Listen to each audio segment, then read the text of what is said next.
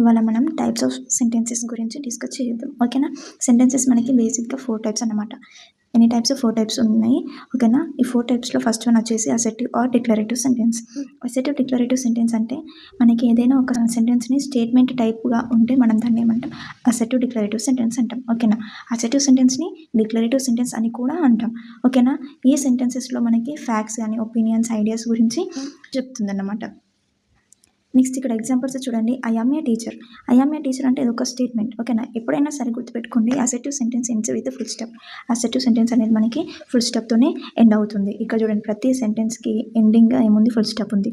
ఎండింగ్గా full stop ఉంది. First letter వచ్చేసి capital letter ఉంది. ఓకేనా. ఏ సెంటెన్స్ అయినా స్టార్టింగ్ మనకి ఫస్ట్ లెటర్ క్యాపిటల్ లెటర్ రావాలి. ఏ సెంటెన్స్ అయినా మనకి క్యాపిటల్ లెటర్తోని స్టార్ట్ అవుతుంది. ఐ అనేది క్యాపిటల్ లెటర్ కదా ఇక్కడ. సో ఐ చూడండి, ఇక్కడ ప్రతి ఒక్క లెటర్ మనకి క్యాపిటల్ లెటర్తోని స్టార్ట్ అవుతుంది. ఎండింగ్ ఫుల్ స్టాప్తోని ఎండ్ అవుతుంది. ఓకేనా. ఇక్కడ ఫస్ట్ ఎగ్జాంపుల్లో I am a teacher. I am a teacher అనేది ఒక ఫ్యాక్ట్ అన్నమాట. ఇక్కడ అది కూడా ఒక స్టేట్మెంట్ టైప్ ఉంది కదా. స్టేట్మెంట్ టైప్ ఉన్న సెంటెన్స్ని మనం ఏమంటాం? ఇక్కడ assertive sentence or declarative sentence అంటాం. ఓకేనా. She likes music. She likes music అంటే అది ఒక statement type sentence. Okay. Sun rises in the east. Sun rises in the east అనేది కూడా ఒక statement type sentence. Okay. Next we're learning English. We're learning English ఇది కూడా ఒక assertive sentence. ఇది ఫుల్ స్టాప్తో ఎండ్ అవుతుంది. Starts with capital letter. ఇందులో మనం మాట్లాడిన దాంట్లో ప్రతి దాంట్లో మనకి ఏమేమి ఉన్నాయి? ఫ్యాక్ట్స్ ఉన్నాయి, ఒపీనియన్స్ ఉన్నాయి, ఐడియాస్ ఉన్నాయి. అవును కదా. సో అందుకని వీటిని ఏమంటాం మనం? Assertive sentences or declarative sentences అంటామన్నమాట. ఎప్పుడైనా గుర్తుపెట్టుకోండి, అసెర్టివ్ సెంటెన్స్ అంటే ఫుల్ స్టాప్ గుర్తుకు రావాలి. Full stop. Assertive sentence ends with full stop. Okay. Next one వచ్చేసి ఇంటరాగేటివ్ సెంటెన్సెస్. ఓకేనా. ఇంటరాగేటివ్ సెంటెన్సెస్ అంటే మనకి ఏదైనా క్వశ్చనింగ్ సెంటెన్స్ని మనము ఇంటరాగేటివ్ సెంటెన్స్ అంటాం అన్నమాట. ఓకేనా. మనం ఏదైనా ఒక క్వశ్చన్ అడుగుతాం కదా, ఆ క్వశ్చన్ టైప్ ఆఫ్ సెంటెన్స్ని మనం ఏమంటాం? ఇంటరాగేటివ్ సెంటెన్స్ అంటాం. ఓకేనా. అది ఎలాంటి టైప్ ఆఫ్ క్వశ్చన్ అయినా సరే మనము క్వశ్చనింగ్ సెంటెన్స్ని ఎప్పుడైనా ఇంటరాగేటివ్ సెంటెన్స్ అంటాం. ఇంటరాగేటివ్ సెంటెన్స్ అనగానే మీకు ఏం గుర్తుకు రావాలి? క్వశ్చన్ మార్క్ గుర్తుకు రావాలన్నమాట. Question mark. Every interrogative sentence ends with question mark. మనకి క్వశ్చన్ మార్క్తోని ఎండ్ అవుతుంది. ఏంటి? Interrogative sentence. అసెర్టివ్ సెంటెన్స్ దేంతో ఎండ్ అవుతుంది? అసెర్టివ్ సెంటెన్స్ అనేది ఫుల్ స్టాప్తో ఎండ్ అవుతుంది. ఇంటరాగేటివ్ సెంటెన్స్ అనేది క్వశ్చన్ మార్క్తో ఎండ్ అవుతుంది. ఓకేనా. నెక్స్ట్ ఇక్కడ ఎగ్జాంపుల్ చూద్దాం. ఓకేనా. ఫస్ట్ ఎగ్జాంపుల్ వచ్చేసి what is your name. What is your name అంటే ఇక్కడ మనకి ఎండ్ అయింది దేంతో ఎండ్ అయింది? క్వశ్చన్ మార్క్తోనే ఎండ్ అయింది. అవునా. ఇక్కడ what is your name. What is your name అంటే మనము క్వశ్చన్ అడుగుతున్నాం కదా. క్వశ్చన్ అడుగుతున్నాం కాబట్టి ఇక్కడ ఇది ఏమవుతుంది? ఇంటరాగేటివ్ సెంటెన్స్ అవుతుంది. ఇదేమవుతుంది? ఇంటరాగేటివ్ సెంటెన్స్ అవుతుంది. ఈ ఇంటరాగేటివ్ సెంటెన్స్ అంటే క్వశ్చనింగ్ సెంటెన్స్లో కూడా టైప్స్ ఉంటాయి అన్నమాట. అవి మనం తర్వాత డీటెయిల్గా డిస్కస్ చేద్దాం. ఓకేనా. Where do you live. Where do you live అనేది కూడా మన ఒక క్వశ్చన్. నువ్వు ఎక్కడ జీవిస్తున్నావు, నువ్వు ఎక్కడ ఉంటున్నావు అనేది ఈ క్వశ్చన్. ఇక్కడ వాట్ ఈజ్ యువర్ నేమ్ అంటే నీ పేరేంటి మనం అడుగుతున్నాం కదా, క్వశ్చన్ అడుగుతున్నాం కాబట్టి ఇది ఇంటరాగేటివ్ సెంటెన్స్.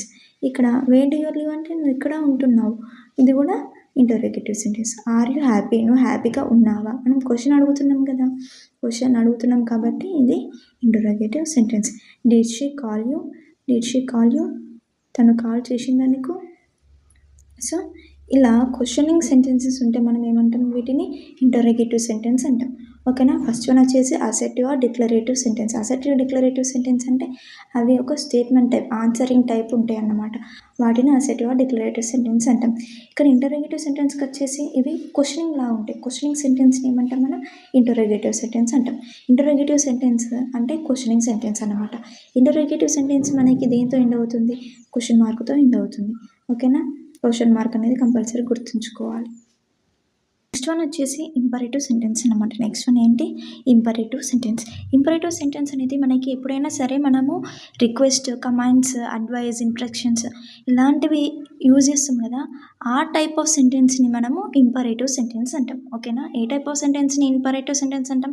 ఎప్పుడైనా మనం కమాండ్స్ కానీ ఆర్డర్ కానీ రిక్వెస్ట్ కానీ అడ్వైజ్, సజెషన్స్, ఇన్స్ట్రక్షన్స్ ఇచ్చినప్పుడు ఇలాంటివి ఉన్నప్పుడు మనము ఇంపరేటివ్ సెంటెన్స్ అంటాం. అలాంటి టైప్ ఆఫ్ సెంటెన్స్ని ఏమంటాం?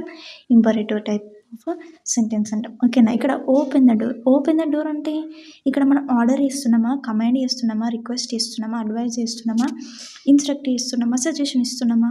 ఓపెన్ ద డోర్ అంటే ఇక్కడ ఓపెన్ ద డోర్ అంటే మనము రిక్వెస్ట్ ఇస్తలేం, అడ్వైజ్ ఇస్తలేం, సజెషన్ ఇస్తలేం, ఇన్స్ట్రక్షన్ ఇస్తలేం. మరి ఏం ఇస్తున్నాం ఇక్కడ? ఆర్డర్ ఇస్తున్నాం. కమాండ్ అంటే ఆర్డర్ అన్నమాట.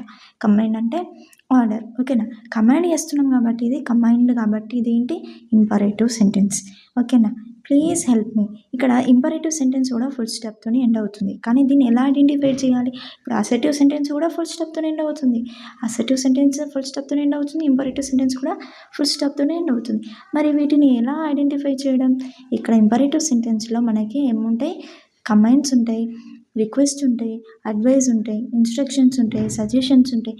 సో మనము ఏ సెంటెన్స్ అయినా సరే కమాండ్స్ ఉంటే దాన్ని ఇంపరేటివ్ సెంటెన్స్ లాగా ట్రీట్ చేయాలి. కమాండ్ కానీ, రిక్వెస్ట్, అడ్వైస్, ఇన్స్ట్రక్షన్స్ ఉంటే అది ఇంపరేటివ్ సెంటెన్స్ అని మనం ఈజీగా ఐడెంటిఫై చేయొచ్చు. ఓకేనా. ఓపెన్ ద డోర్ అంటే ఇది మనకు ఆర్డర్ కదా, అందుకని ఇది imperative sentence. Please help me. ఇక్కడ ఏమంటున్నారు? ప్లీజ్. ప్లీజ్ అంటే ఏంటి మనకి? ప్లీజ్ అంటే రిక్వెస్ట్ కదా. సో ప్లీజ్ హెల్ప్ మీ అనేది రిక్వెస్ట్ కాబట్టి ఇక్కడ ఏంటిది? ఇంపరేటివ్ సెంటెన్స్ అన్నమాట. Study regularly. స్టడీ రెగ్యులర్లీ అనేది ఏంటి ఇక్కడ మనకి? అడ్వైజ్ అన్నమాట. అడ్వైజ్. స్టడీ రెగ్యులర్లీ అంటే మనకి ఒకరు అడ్వైజ్ చేస్తున్నారు రెగ్యులర్గా చదవాలి అని చెప్పి. సో ఇది కూడా ఏంటిది? మనకి ఇంపరేటివ్ సెంటెన్స్ అన్నమాట. Do not waste time. Do not waste time అంటే అదొక ఇన్స్ట్రక్షన్, సజెషన్ అన్నమాట. ఓకేనా. డు నాట్ వేస్ట్ టైం అనేది ఒక సజెషన్ కాబట్టి, ఇన్స్ట్రక్షన్ కాబట్టి ఇది కూడా ఇంపరేటివ్ సెంటెన్స్. ఓకేనా. ఏ సెంటెన్స్లో అయినా సరే మనకి కమాండ్స్, రిక్వెస్ట్, అడ్వైస్, ఇన్స్ట్రక్షన్స్ ఉంటే మనం ఏమంటాం? వాటిని ఇంపరేటివ్ సెంటెన్స్ అని అంటాం. ఓకేనా. ఇప్పుడు ఇవి చూడండి, ఇవన్నీ ఇంపరేటివ్ సెంటెన్స్. అవునా, అన్నీ ఇంపరేటివ్ సెంటెన్స్ అన్నమాట. ఓకే. నెక్స్ట్ వన్ వచ్చేసి exclamatory sentence. Okay. Exclamatory sentence. Exclamatory sentence అనేది మనకి మన ఫీలింగ్స్ని, ఎమోషన్స్ని ఎక్స్ప్రెస్ చేయడానికి యూజ్ అవుతుంది కాబట్టి వాటిని ఏమంటాం? ఎక్స్క్లమేటరీ సెంటెన్స్ అంటాం. ఓకేనా. ఏ సెంటెన్స్లో అయినా మన ఫీలింగ్స్, ఎమోషన్స్ ఉంటే వాటిని మనం ఎక్స్క్లమేటరీ సెంటెన్స్ అంటాం. ఏ సెంటెన్స్లో అయినా ఫీలింగ్స్, ఎమోషన్స్ ఉంటే వాటిని ఎక్స్క్లమేటరీ సెంటెన్స్ అంటాం. ఓకేనా. ఇక్కడ exclamatory sentence ends with exclamatory mark. ఓకేనా. ఎక్స్క్లమేటరీ సెంటెన్స్ దేంతో ఎండ్ అవుతుంది? ఎక్స్క్లమేటరీ మార్క్తో ఎండ్ అవుతుంది. ఓకేనా. ఎక్స్క్లమేటరీ సెంటెన్స్ అనగానే ఏం గుర్తుకు రావాలి? ఎక్స్క్లమేటరీ మార్క్ గుర్తుకు రావాలి. ఓకేనా. ఇక్కడ ఎగ్జాంపుల్స్ చూద్దాం. Examples: what a beautiful day. What a beautiful day అంటే ఇక్కడ మనకి ends with exclamatory mark. Exclamatory మార్క్తో ఎండ్ అయింది కదా, ఎక్స్క్లమేటరీ మార్క్తో ఎండ్ అయింది. ఓకేనా. What a beautiful day. What a beautiful day అంటే ఎంత బ్యూటిఫుల్గా ఉంది డే, ఈ డే ఎంత బ్యూటిఫుల్ డే అని అంటున్నాం. అంటే ఒక సర్ప్రైజింగ్ మన ఫీలింగ్స్ని మనము ఎక్స్ప్రెస్ చేస్తున్నాం కదా, అందుకని దీన్ని ఏమంటాం? ఎక్స్క్లమేటరీ సెంటెన్స్ అంటాం. How wonderful it is. How wonderful it is అంటే దాని మీనింగ్ ఏంటి? ఎంత బాగుంది అన్నమాట. ఓకేనా. Next, hurray we won the match. ఇప్పుడు మనం క్రికెట్ మ్యాచ్ ఉంది, ఐపీఎల్ కానీ ఏమైనా కానీ, ఇప్పుడు క్రికెట్ మ్యాచ్ విన్ అవుతే ఏమంటాం మనము? We won the match. మనము గెలిచాము అంటే హ్యాపీనెస్ ఉన్నప్పుడు మనం హుర్రే అని యూజ్ చేస్తాం. ఓకేనా. Next, alas he lost his wallet. Alas అనేది మనం సాడ్ మూమెంట్ ఉన్నప్పుడు యూజ్ చేస్తాం. ఓకేనా.